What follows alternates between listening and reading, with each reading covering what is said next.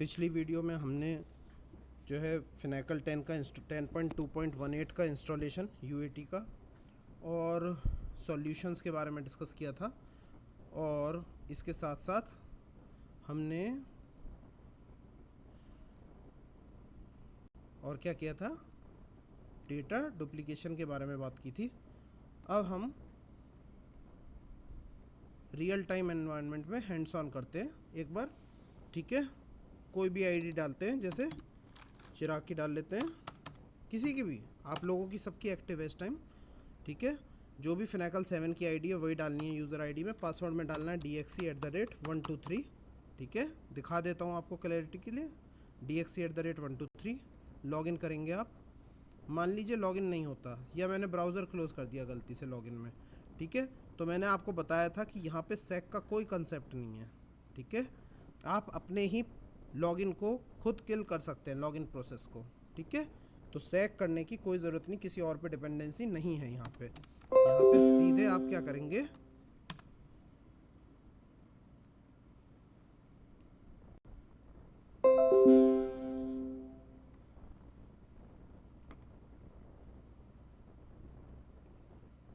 सीधे आप गए, क्योंकि ये सिक्योरिटी सर्टिफिकेट एक्सपायर्ड है इसलिए ये एरर आ रहा है। Go on to the web page. क्या बताया था आपको, 2 एरर्स आएंगे। नहीं आपने अगर एक्सेप्ट किए, नहीं करने सही से आपने एक्सेप्ट किया तो यहाँ पे एप्लेट सक्सेसफुली लोड नहीं हो पाएगा नीचे। ठीक है, कंटिन्यू करेंगे, दूसरे में आई एक्सेप्ट रन करेंगे और अब आपका सक्सेसफुली लोड हो गया है। मैं यहाँ पे डालता हूँ CB12247 जो अभी डाला था, और पासवर्ड डाला dxc@123। पासवर्ड सबका कॉमन ही रहेगा। ठीक है, लॉगिन किया,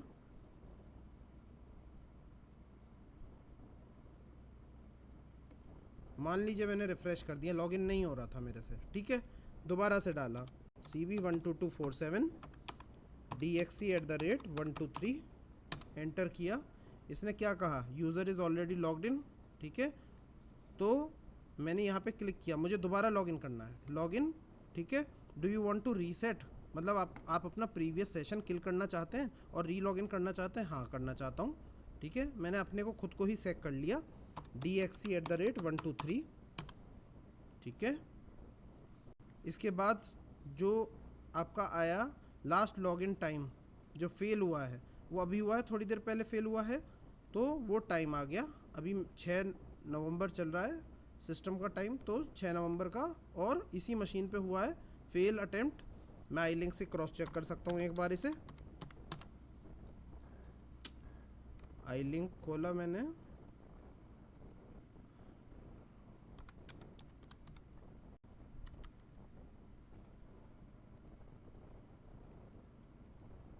देखिए 120 और 120 मशीन पे ही ये फेल हुआ है।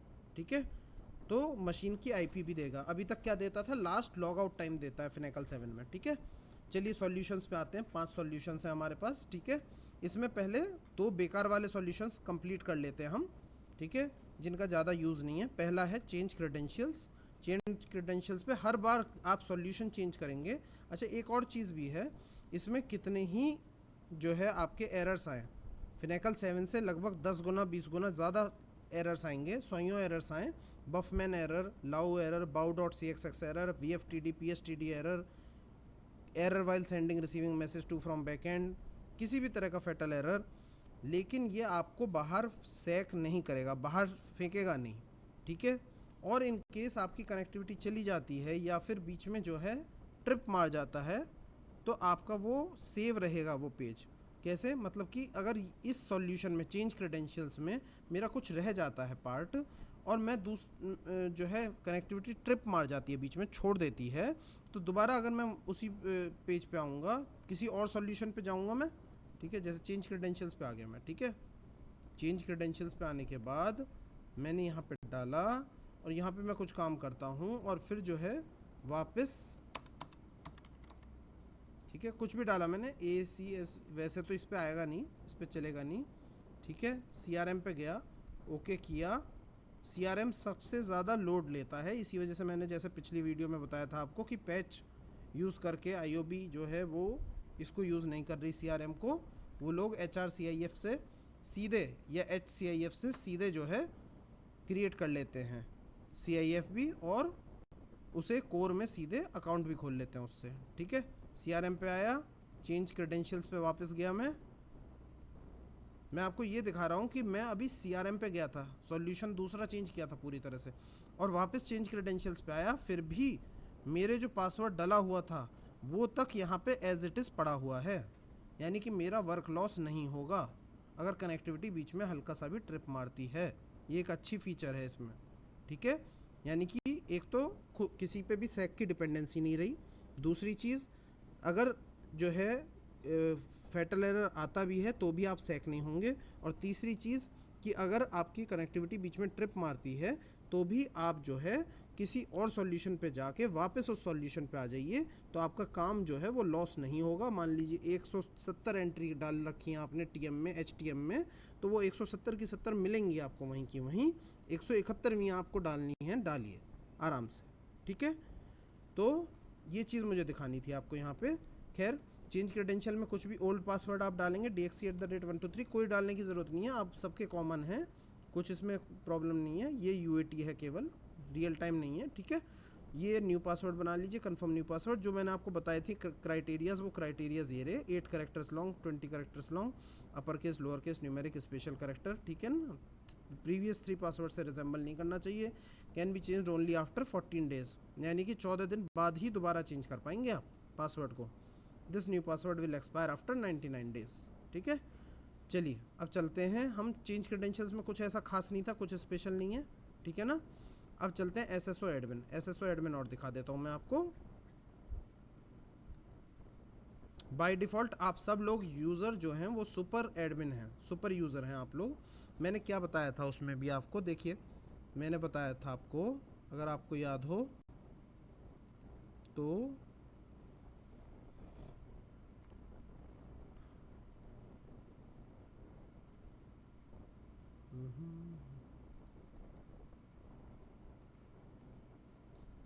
मैंने बताए थे कि चेंज क्रेडेंशियल्स तो हो गई बात।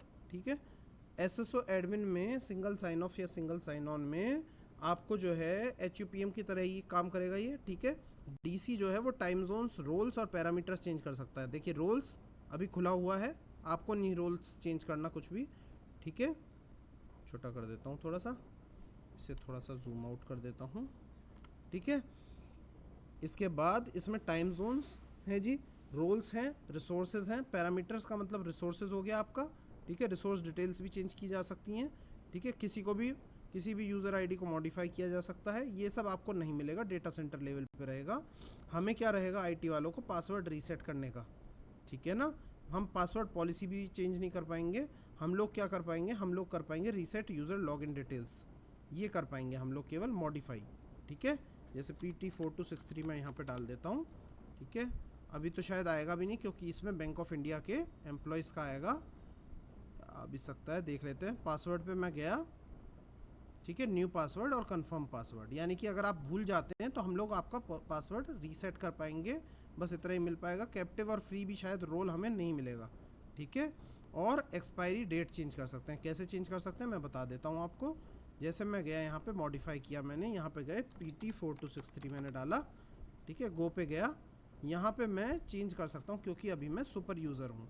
ठीक है ना, मैं आपको डीसी की पूरी फंक्शनैलिटी दिखा रहा हूँ। अगर यहाँ पे दिखा रहा हूँ, आपको कुछ नहीं मिलेगा, आपको केवल अनडिलीट और वेरीफाई मिलेगा ब्रांच लेवल पे। ठीक है, होम बैंक आईडी, ठीक है, पासवर्ड जो भी है, लॉगिन टाइम लो और हाई कब तक रहना चाहिए, मतलब कब लॉग आउट हो जाए वो ऑटोमेटिकली, डिसेबल्ड कब से रहे और कब तक रहे डिसेबल्ड हो। ठीक है, उसके बाद एक्सपायरी डेट अकाउंट की और पासवर्ड की, दोनों की दिख रही होगी आपको, अकाउंट की और पासवर्ड की एक्सपायरी डेट्स।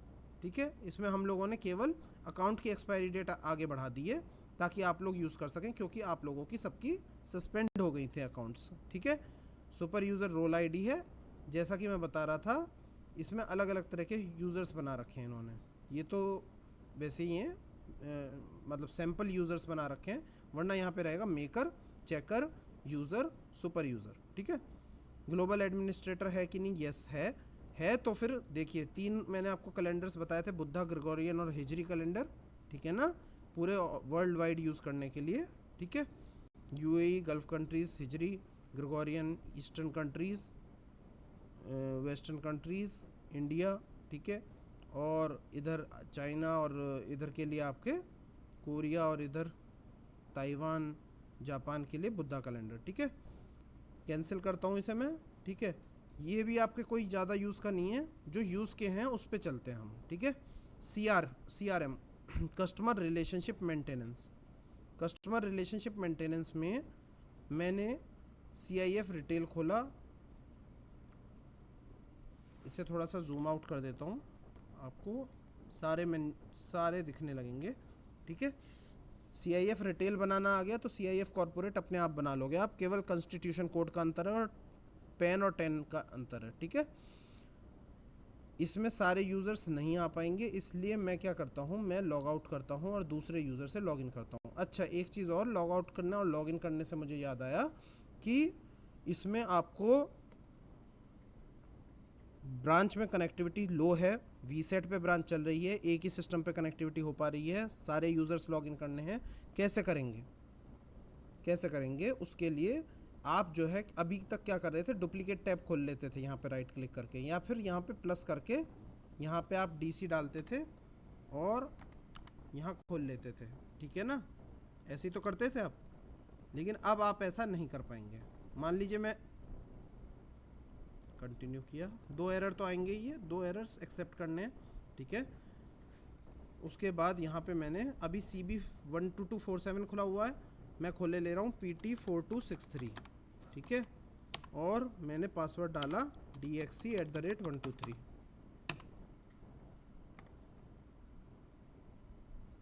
नहीं खुल रहा, रिफ्रेश मारूं, एक बार और डालूं, कोशिश करके देखते हैं। पासवर्ड PT4263 DXC@123, ठीक है, ऑलरेडी लॉग्ड इन, खुद को सेक कर लूँ मैं, ठीक है, किल कर दिया प्रोसेस मैंने अपना। उसके बाद मैंने इसमें क्या डाला, DXC@123। अब मैं देखिए जैसे CRM में हूँ, मुझे CRM का ही काम करना है, एक किफ ID बनाइए, एक किफ ID मुझे वेरीफाई करनी है, ठीक है, नॉर्मल खुल गए, ठीक है। अब मुझे कोर पे काम करना है, मान लीजिए मतलब TM पे एंट्री डलनी है रात को, और कनेक्टिविटी चली गई है, कम आ रही है, तो एक ही सिस्टम पे चल रही है, मान लीजिए कोर सर्वर, ओके,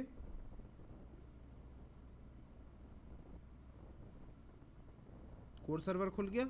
अब कोर सर्वर यहाँ पे दिक्कत आएगी आपको, क्या कहा इसने, already a session is available for this browser, please log out, close this browser and use a new browser to log in. अब दूसरा ब्राउज़र तो कॉन्फ़िगर करने में जाऊँगा नहीं, ठीक है ना, तो मैं क्या करूँगा, मुझे इसी ब्राउज़र पे खोलना है, तो मैं यहाँ तो लॉग आउट करता हूँ, ठीक है, यहाँ तो लॉग आउट करता हूँ, और लॉग आउट करके मुझे क्या है, इनकॉग्निटो मोड में खोल लेना है। ये एक ट्रिक है केवल, ठीक है ना, 2 यूज़र्स एक सिस्टम पे खोलना चाह रहे हैं, अगर मजबूरी है तो कैसे खोलेंगे, न्यू इन प्राइवेट विंडो में जाएंगे, new in private window, incognito mode सभी ने ही देखा होगा, क्रोम में यूज़ भी किया होगा। खाली ये हिस्ट्री छुपाने के लिए ही नहीं होता, ये सेशंस को छुपाने के लिए या सेशंस को सेपरेट करने के लिए भी होता है, ठीक है। तो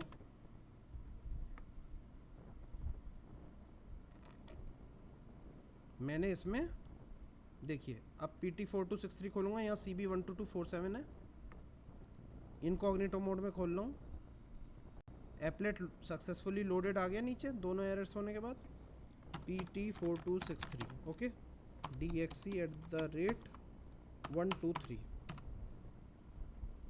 ठीक है। अब मैं यहाँ पे कोर सर्वर पे चला जाऊँ तो देखिए यहाँ पे एरर नहीं देगा मुझे, यहाँ प्रॉपर्ली खोलने देगा इसको, ठीक है, मैं TM HTM कुछ भी करूँ करने देगा। अभी तुरंत एरर आ गया था कोर सर्वर खोलते ही, ठीक। चलिए तो अभी मैं पहले यहीं दिखाता हूँ आपको, CRM खोल के, CRM कस्टमर रिलेशनशिप मेंटेनेंस, ये आपको आ गया तो आधा आप सीख जाएंगे। बाय डिफ़ॉल्ट अभी तो यहाँ पे UAT में नॉर्मल और एडमिन मांग रहा है, जब आपका कस्टमाइज्ड आएगा तब आपको देगा नहीं वो नॉर्मल एडमिन का, आपको बाय डिफ़ॉल्ट सारी चीज़ें देगा जो भी आपको चाहिए, ठीक है। ना तो इंग्लिश स्पेनिश आएगा, ना कुछ अरेबिक आएगा, सीधे इंग्लिश आएगा, सब कुछ ऑटोमेटिकली आएगा, ठीक है। ये आ गया। इसमें अब आपका ना तो 360 डिग्री व्यू की ज़रूरत है। मैं ये दिखाना चाह रहा था आपको यहाँ पे कि देखिए, जो मैं दिखाना चाह रहा था वो दिखा देता हूँ कि मैं यहाँ पे अभी मैं CRM मैंने नॉर्मल से खोला था यहाँ पे CB12247 का, तो केवल इतने आ रहे थे, किफ रिटेल एंड किफ कॉर्पोरेट। यहाँ इतने सारे आने लगे। आपके काम के कोई ज़्यादा नहीं है। 360 डिग्री व्यू आपके काम का नहीं है, ऑटोमेशन आपके काम का नहीं है, एडमिनिस्ट्रेशन काम का नहीं है, कस्टमाइजेशन काम का नहीं है। आपको किफ रिटेल और किफ कॉर्पोरेट से काम है। आप कहेंगे किफ रिटेल किफ कॉर्पोरेट तो यहाँ पे भी थे, तो किफ रिटेल किफ कॉर्पोरेट यहाँ पे भी थे, लेकिन ऑप्शंस जो हैं वो कम थे। मुझे आपको कई और भी ऑप्शंस दिखाने थे। लाइक ऑडिट ट्रेल इतने काम का नहीं है, कॉपी एंटिटी हट जाएगी यहाँ से, वरना फिर से आप लोग जो है, या हम लोग सब लोग कॉपी करने लगेंगे किफ आईडीज़ को, और फिर क्या है, डुप्लीकेशन बढ़ जाएगा, ठीक है। तो कॉपी एंटिटी नहीं मिलेगा आपको। एडिट एंटिटी बहुत काम की चीज़ है, एंटिटी क्यू बहुत काम की चीज़ है, ठीक है। न्यू एंटिटी में दिखाता हूँ मैं आपको। न्यू एंटिटी में जो ऑप्शंस हैं वो यहाँ पे मात्र 3 हैं आपके। यहाँ पे आपके इतने सारे हैं। कॉन्टैक्ट का QD, यानी कि कोई कॉन्टैक्ट है आपका, प्रोस्पेक्टिव कस्टमर है कोई, है ना, या कोई बंदा जो है, कोई ऐसा बंदा है जो शायद कस्टमर बन सकता है, ठीक है ना, केवल आपके पास उसका कॉन्टैक्ट है, ठीक। तो वो जो है उसका QD मतलब क्विक डेटा एंट्री, तुरंत त्वरित आधार पर डेटा की एंट्री कर देना, छोटे सी डेटा एंट्री। जैसे आपके BC जो है बहुत कम डेटा में लेकर केवल खाता खोल देते हैं, ठीक है। कस्टमर, पूरा कस्टमर किफ आईडी क्रिएट करना, किफ आईडी पूरे कस्टमर की क्रिएट करना, ठीक है ना। रिटेल के अंदर ही चल रहे हैं हम लोग, ठीक है। उसके बाद कस्टमर की QD यानी कि क्विक डेटा एंट्री, कस्टमर की सुपर क्विक डेटा एंट्री, ठीक है। सुपर क्विक डेटा एंट्री में बिल्कुल भी कोई भी डेटा नहीं मांगेगा, केवल गिनती का डेटा मांगेगा और उसी से ही खोल देगा। ना हैश डिटेल मांगेगा, ना बाकी चीज़ें मांगेगा, ठीक है। सीधे डेटा, सीधे आपकी किफ आईडी खोल देगा। उसके बाद लीड, जिन लोगों ने ट्रेनिंग ये कर रखी है या ये चीज़ सीख रखी है, उनसे रिक्वेस्ट है हम्बल कि वो लोग, उनके ब्रांचेस में इंस्टॉल करवा दिया गया है ये सेटअप। कुछ ब्रांचेस ने खुद भी सेटअप इंस्टॉल कर लिया है, तो वो लोग जो है डेली लॉगिन नहीं कर रहे हैं अभी भी, और डेली जो है प्रैक्टिस नहीं कर रहे हैं। एटलीस्ट एक किफ आईडी बना लें डेली, तो हैंड्स ऑन हो जाएंगे, भूलेंगे नहीं, ठीक है। लीड, जो आपको जो है कहीं से भी कोई लिंक होगा, यानी कि किसी भी तरह का कोई कस्टमर टू कस्टमर कोई लिंक होगा, तो वो लीड होगा आपका। नॉन कस्टमर, ये ज़रूरत नहीं पड़ेगी आपको। प्रोस्पेक्ट, जो भी आपको बैंक के लिए कोई चीज़ बेचने की कोशिश कर रहा है, जो भी कोई बैंक को ट्राई कर रहा है कुछ भी सेल करने के लिए, लाइक कोई थर्ड पार्टी वेंडर्स, है ना, उसे यहाँ पे हम उसका किफ बना सकते हैं, प्रोस्पेक्ट का QD भी बना सकते हैं। अभी हम ध्यान देंगे केवल कस्टमर के ऊपर, कस्टमर QD और कस्टमर सुपर QD, ठीक है। तो ये नॉर्मल के थे, जो नॉर्मल, और ये एडमिन के थे। जब कस्टमाइज्ड होके आएगा, बन के आएगा, तो आपको आपके हिसाब से मिलेगा, तो ज़्यादा परेशान होने की ज़रूरत नहीं, इसमें आपको यही मिलेंगे, ठीक है। इसमें कस्टमर QD और कस्टमर सुपर QD दिखा देता हूँ आपको।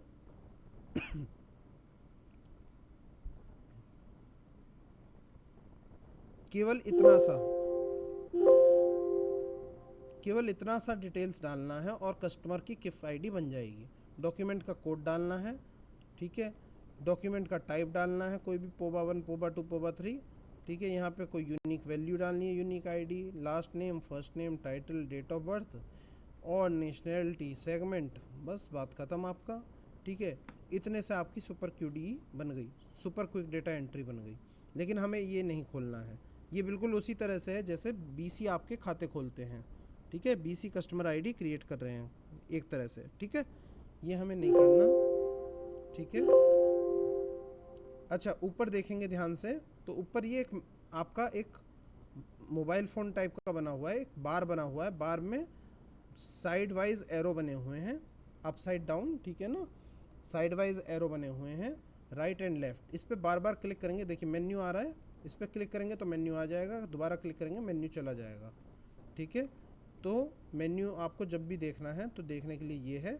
उसके बाद हम आते हैं आपका quick data entry. Quick data entry क्या है? क्विक डेटा एंट्री में थोड़ा डेटा बढ़ जाता है। It is like small KYC या सिंप्लीफाइड केवाईसी। ठीक है, स्मॉल केवाईसी तो quick data entry, super quick data entry हो गई। सिंप्लीफाइड केवाईसी आपकी क्विक डेटा एंट्री हो गई। ठीक है, इसमें थोड़ा सा डेटा बढ़ जाता है। आपका जर्नल आ गया, देखिए वहाँ पे जर्नल, ये टैब्स नहीं आ रहे थे, टैब के अंदर सब टैब्स नहीं आ रहे थे। ठीक है, यहाँ सब टैब्स आ गए आपके, journal, contact, house hold, group, details. ठीक है, इसमें डिटेल्स भी बढ़ गई थोड़ी सी। ठीक है ना, नेटिव लैंग्वेज कोड बता दीजिए क्या है, इंग्लिश है, ये सब चीज़ें। ठीक है, ये सब भर देंगे। ठीक है, कॉन्टैक्ट में आपका एड्रेस आ गया। आप ध्यान से देखिए, टैब के अंदर टैब है और उसके अंदर भी सब टैब्स हैं। ठीक है, तो ये ध्यान रखने की बात है कि आपको ज़रूरत वाली चीज़ें भरनी है। इसमें काम की चीज़ क्या है? एक तो जर्नल काम की चीज़ है, सारा भरना। ठीक है, वैसे तो आपको QDE और सुपर QDE भरना ही नहीं है, फिर भी आपको दिखा रहा हूँ सिर्फ। ठीक है, जर्नल भरना है, contact, address, phone and email. ठीक है, फ़ोन एंड ईमेल भी भरना है। हाउस होल्ड बेकार है, हाउस होल्ड में कोई ख़ास चीज़ नहीं भरनी है आपको। ठीक है, कोई हाउस होल्ड का आपको कोई लिंक करने हो, कोई चीज़ें भरनी हो, एक तरह से CBD 23 की तरह, तो भर सकते हैं इसमें कोई एसेट्स। ठीक है, ग्रुप डिटेल्स ये काम आएंगे कॉर्पोरेट में भरने के लिए। आपको ग्रुप की अगर डिटेल्स भरनी है, ग्रुप की ID, code, name, primary group indicator, share holding percentage कितनी है उसकी, तो उसमें काम आएंगी। ठीक है, अभी मेरा मेन्यू फिर से डिसअपियर हो गया। मुझे मेन्यू ढूंढने के लिए कहाँ जाना है? मुझे यहाँ जाना है। ठीक है, तो मैं यहाँ गया, यहाँ पे कस्टमर पे गया। मुझे कस्टमर ही खोलना है, मुझे ना तो QDE खोलना है ना ही SQDE खोलना है।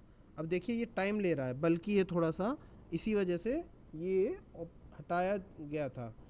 लेकिन जो है ये एक बार में सारा डेटा लोड करेगा आपका, बार बार टाइम नहीं लेगा, सिर्फ एक बार वन टाइम जो है थोड़ा सा डिले करेगा। अच्छा, इसके बेनिफिट्स बता देता हूँ। पहले तो जो नीचे ये टिप्स आएंगी आपकी, ये बहुत काम की होंगी।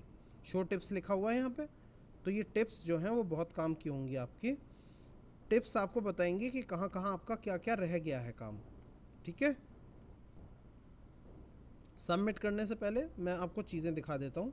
लाइक देखिए, कंट्री ऑफ बर्थ दिख रहा है। आपको फोकस रखना है केवल स्टार्स पे।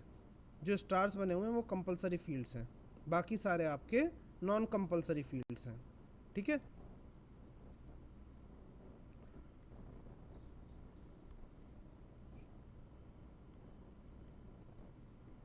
बाकी सारे नॉन कंपलसरी फील्ड्स हैं।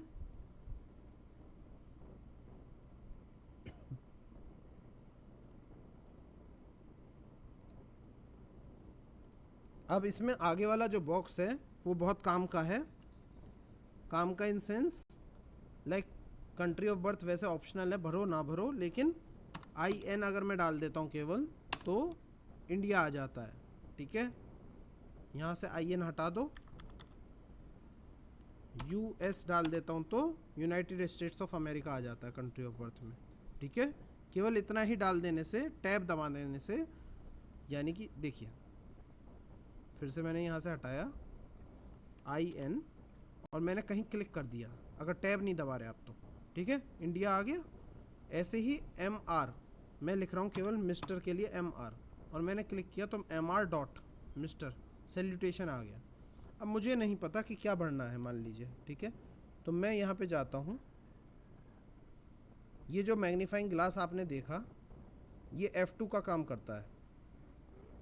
ठीक है, F2 का काम करता है ये सर्च करने के लिए। और यहाँ पे कैटेगरी वैल्यू मुझे नहीं समझ में आ रही कौन सी है, तो मैंने सबमिट कर दिया।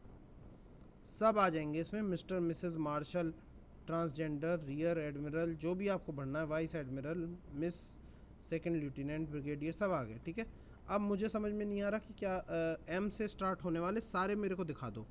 ठीक है, जितने भी टाइटल्स हैं, तो मैं M लिखूँगा और स्टार लगा दूँगा, शिफ्ट और 8।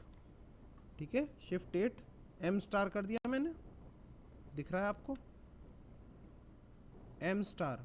ठीक है, सबमिट किया। सबमिट करने के बाद M से स्टार्ट होने वाले सारे मेरे सामने आ गए। ठीक है, अब मुझे सेलेक्ट करना है, तो सेलेक्ट करने के लिए क्या तरीका है? सीधे सीधे यहाँ पे जाऊँ और लेफ़्ट साइड पे डबल क्लिक कर दूँ तो मिस्टर उठ गया। ठीक है, फर्स्ट नेम ऑप्शनल है, लेकिन यहाँ हमें कंपलसरी मिलेगा जब हमें कस्टमाइज्ड मिलेगा। वो यहाँ पे ऑप्शनल इसलिए है क्योंकि गल्फ़ कंट्रीज़ में या यूएई में 90% नाम जो हैं वो मोहम्मद से स्टार्ट होते हैं, राइट। तो इसलिए फ़र्स्ट नेम ऑप्शनल उन्होंने रखा था, लास्ट नेम रखा था कंपलसरी, ठीक है। हम यहाँ पे फर्स्ट नेम कुछ रख लेते हैं, suppose Manish, okay. Middle name रखना है मुझे, नहीं रखना, ठीक है, मनीष शर्मा, ओके। तो ऑटोमेटिकली फुल नेम और प्रेफर्ड नेम मेरा मनीष शर्मा बन के यहाँ आ गया, मुझे कुछ करने की ज़रूरत नहीं पड़ी, ठीक है। उसके बाद आपका शॉर्ट नेम डालना कंपलसरी है। मनीष शर्मा में आपने डाल दिया MANI, मनी, ठीक है। एलियास, लाइक आप उर्फ लिखते थे या ऑल्सो नोन एज लिखते थे, like Manu, Mani is known as Manu, okay. Gender, अब यहाँ पे मुझे आपको बताना है कि दो तरह के वैलिडेशंस हैं, एक है सर्वर लेवल वैलिडेशन, एक है क्लाइंट साइड वेरिफिकेशन, ठीक है। तो क्लाइंट साइड वेरिफिकेशन तो साइड बाय साइड आपको बताता जाएगा, लेकिन सर्वर लेवल वैलिडेशन आपको तब परेशान करेगा, तब एक्सेप्शन थ्रो करेगा जब जो है आप सबमिट करेंगे। जितनी बार आप सबमिट करेंगे उतनी बार वो सर्वर लेवल वैलिडेशन आपको देगा, ठीक है। तो अभी क्लाइंट साइड वेरिफिकेशन मैं आपको दिखाता हूँ। क्लाइंट साइड वेरिफिकेशन कैसा होता है, लाइक मिस्टर ले रखा है और मैं यहाँ पे F ले लेता हूँ, तो इसने तुरंत एरर थ्रो किया, check the title and the gender. मैंने यहाँ पे अदर्स या ट्रांसजेंडर लूँगा तो वो एरर थ्रो नहीं करेगा, ठीक है। मेल करूँगा तो भी नहीं करेगा, ठीक है ना। फीमेल करूँगा, फीमेल पे तुरंत ये check the title and gender, ठीक है। This is client side validation, ठीक है।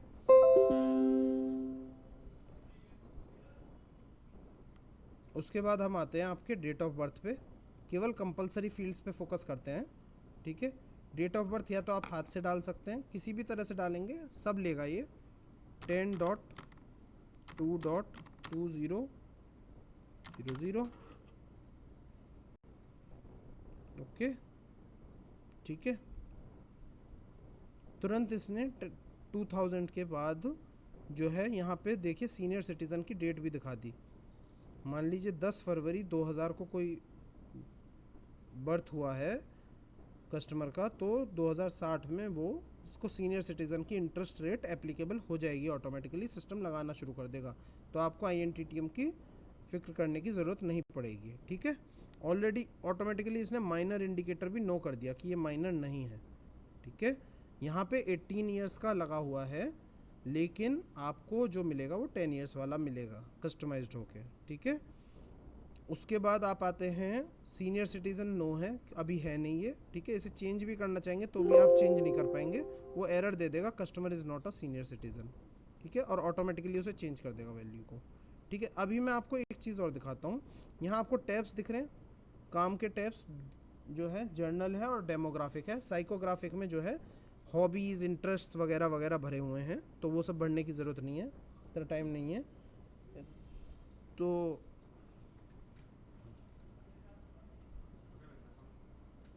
तो जो है आपका इसमें